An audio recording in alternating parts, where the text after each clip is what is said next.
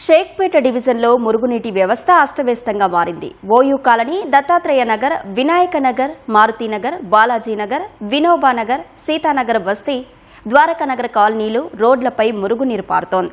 దుర్వాసన వల్ల అటువైపు వెళ్లలేని పరిస్థితి ఉంది.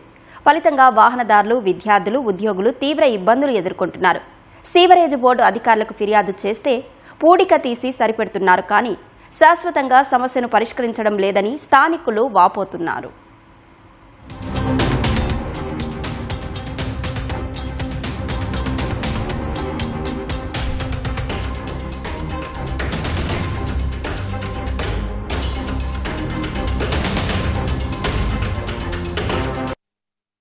లైన్ చిన్నగా అయిపోయింది. కొన్ని పాత లైన్లలో అట్లనే ఉన్నాయి కనెక్షన్. అది చేయమంటే వాళ్ళు చేయరు. బిల్లు శాంక్షన్ చేయించుకున్నారు కానీ పనులు సక్క ఈ డ్రైనేజ్ కూడా వేసిండు. అది డబుల్ రోడ్ మీద వేసేసిండు. అది ఎప్పుడు వంగుతూనే ఉంటాయి. 20 years నుంచి చూస్తున్నా, వన్ డే కూడా క్లీన్ గా లేదు ఈ రోడ్.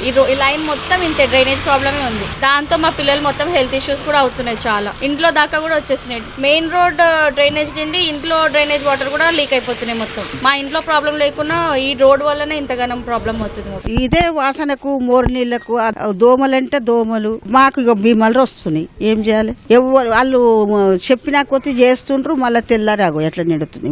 నిండనే చేసిపోయిండ్రు. ఎప్పుడు చూసినా అవి మోరీలు నీళ్ళు పోవడము, పిల్లలు అక్కడనే ఆడడము, దానివల్ల ఇన్ఫెక్షన్, వాసన చాలా ఇబ్బంది అవుతుంది. అసలు ఎన్నిసార్లు క్లీన్ చేయించినా కానీ మళ్ళీ సేమ్ అదే ప్రాబ్లం అవుతుంది. సో ప్లీజ్ నా రిక్వెస్ట్ ఏంది, ఏదైనా స్ట్రిక్ట్ గా యాక్షన్ తీసుకొని కొద్దిగా రోడ్లు కానీ మోరీలు కానీ పర్మనెంట్ సొల్యూషన్ ఇస్తే బాగుంటుందని.